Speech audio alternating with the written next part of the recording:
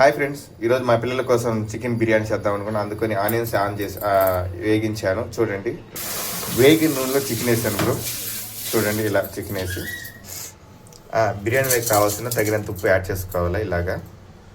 And కారము తగిన మోతాదులో కారం, గరం మసాలా కూడా యాడ్ చేసుకోవాలి ఇలాగా. రెడీ చేసుకున్న అల్లం వెల్లుల్లి పేస్ట్ యాడ్ చేసుకోవాలి. కొత్తిమీర పుదీనా వేయాలి.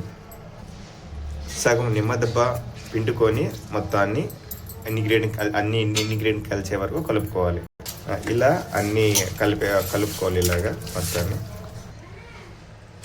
పెరుగు కూడా యాడ్ చేసుకోవాలి కొంచెం టేస్ట్ కోసం. పెరుగు వేసుకున్న తర్వాత ఇలా కలుపుకోవాలి. కలుపుకున్న తర్వాత 1 అవర్ దీన్ని అలాగే ఉంచితే ఆ మసాలా అంతా ముక్క కంటుకుంటుంది.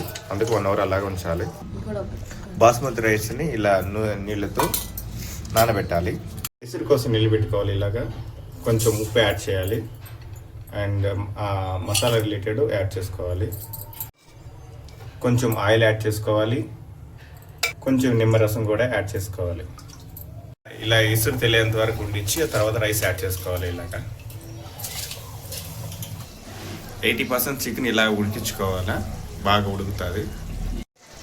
80% ఉడికిన చికెన్లో 90% ఉడికిన రైస్ని ఇలా యాడ్ చేసి ఒక 15 మినిట్స్ వామ్లో పెట్టాలి. 1 స్పూన్ నెయ్యి వేసి కొంచెం టేస్టీగా ఉంటుంది, అందుకని నెయ్యి యాడ్ చేస్తున్నాను. హాయ్ ఫ్రెండ్స్, నా బిర్యానీ ఈజ్ రెడీ. నా టేస్ట్ చేసి చెప్తాను.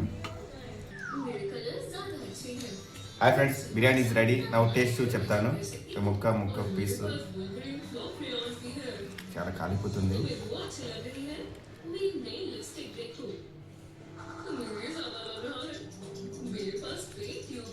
సూపర్గా ఉంది ఫ్రెండ్స్.